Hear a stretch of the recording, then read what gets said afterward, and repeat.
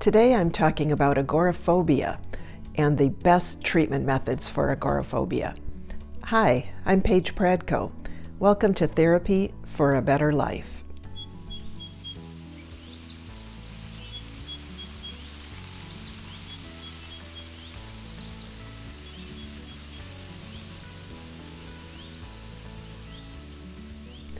My inspiration for doing these videos came from a client who had agoraphobia and panic disorder, and he used to ask me to please do some videos to help support him and others with agoraphobia. Now, in order to have a diagnosis of agoraphobia, a few different symptoms have to be met, 2 or more of the following.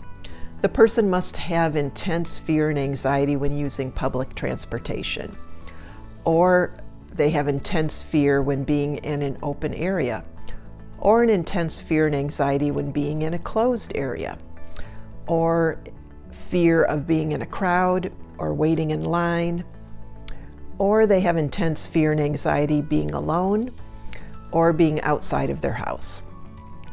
Any of those 2, and they do meet the criteria for agoraphobia. Now, the fear has to be really out of proportion to the actual possibility of danger.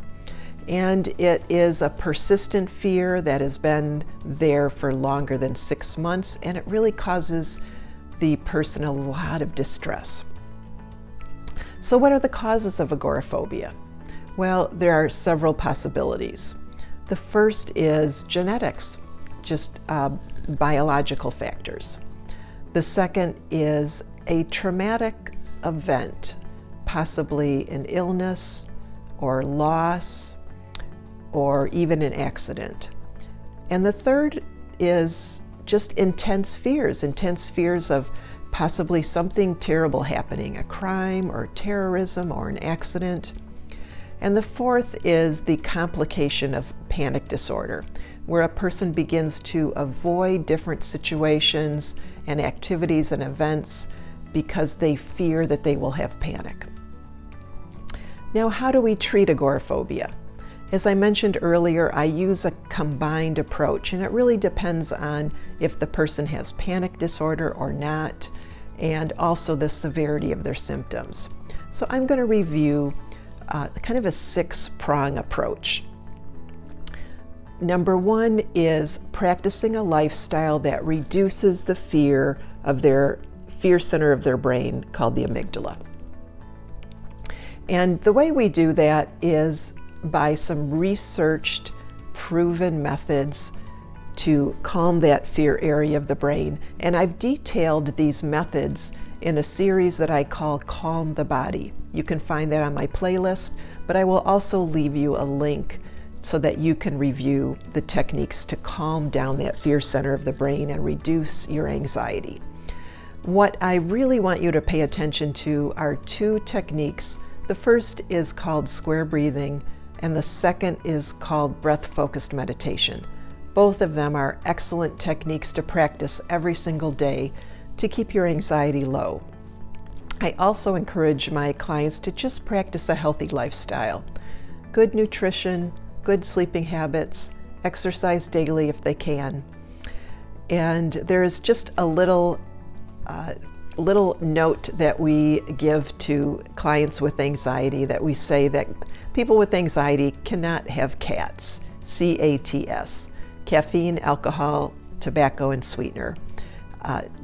All of those things do influence your level of anxiety. Now, the second mode of treatment is called interoceptive exposure therapy. I use interoceptive exposure therapy for my clients who have panic disorder that is triggered by a body sensation. For example, their panic may be triggered by a rapid heartbeat, hyperventilating or quick breaths, maybe a swollenness in their throat area, possibly dizziness or nausea, derealization. There are a number of different body sensations that trigger people's panic attack. Interoceptive exposure is how we treat that. I have a link that really details what to do to practice interoceptive exposure therapy. I'll leave a link in the description so that you can follow that video. I like people to know that there's been a lot of research on what works. And there is research, it was in 2011 in the British Journal of Clinical Psychology, volume 36, and the researcher was Krasky. And she found that interoceptive exposure therapy is much more effective at treating panic disorder than cognitive behavioral therapy, CBT, using CBT techniques like cognitive restructuring. So interoceptive exposure therapy is highly effective. I use it with most all of my clients with agoraphobia. Now, my next method, number 3, is teaching clients what to do during a panic attack. I use a method that I came up with called the MEWS method, MEWS. And MEWS is an acronym that stands for M is moving the body, just to burn up our adrenaline and cortisol. E is external focus. We focus outside of our body, and all of our attention goes into what we're looking at instead of inside of our body. W is welcoming the panic. It is a strategic approach. It's also a paradoxical approach. It's one of my favorite techniques. You can learn more about it in my video. And S is square breathing that we're going to use to kind of calm down after the panic attack. Now, I recommend that they learn this method so that people know what to do if they do have a panic attack. Now, I don't use this method in exposure therapy. I just want all of my clients to know what to do, and it just takes some of the fear away if they have a plan and they know what to do should they panic. Now, my next mode of treatment is number 4 is exposure therapy, just regular exposure therapy. I like people to start off imagining exposures if they need to. Sometimes people don't have enough anxiety in their imagination, and therefore we'll start off then in real life. It's called in vivo, where we'll set different exposures, usually gradually work our way up, where we will do all different kinds of environments. Sometimes first they want to do exposures with safety people, but eventually we remove the safety people and do exposures. They will do them on their own, just to build up their confidence.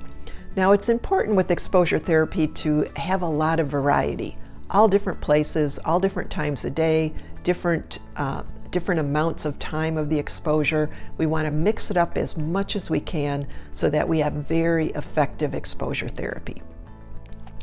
Now, the 5th mode is for treatment for agoraphobia is practicing mindfulness and acceptance. I also have a video on this technique, and we want to eliminate any avoidance behaviors. We want to just fully welcome the feeling of anxiety and fear. We don't want to resist it. We want to actually welcome it and accept it and notice it.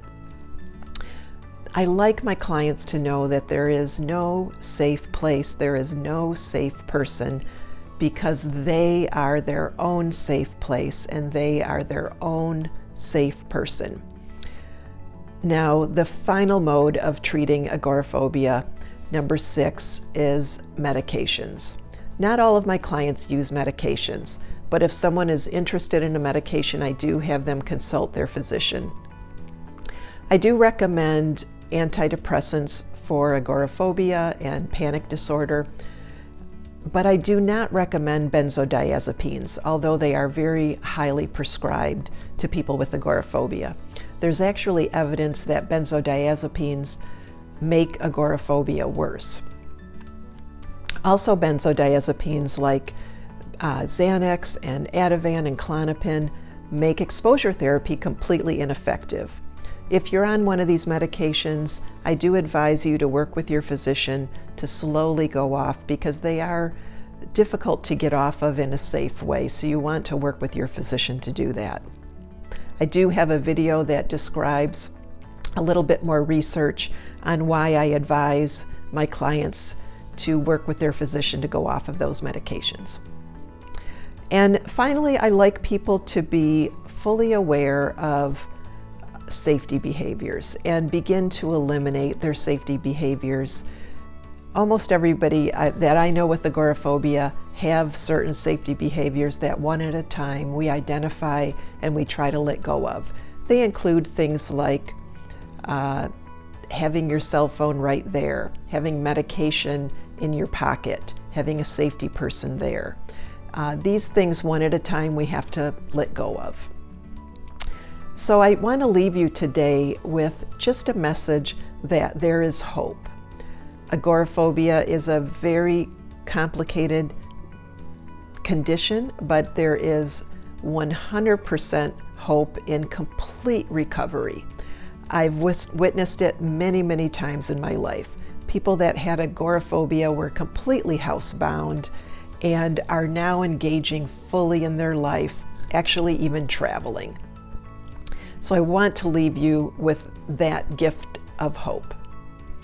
And I would love to hear your comments or your questions about this video. I hope that you learned some new information today. And I want to remind you, if you liked the video, to go ahead and like it and to subscribe to the channel if you'd like to hear more information like this.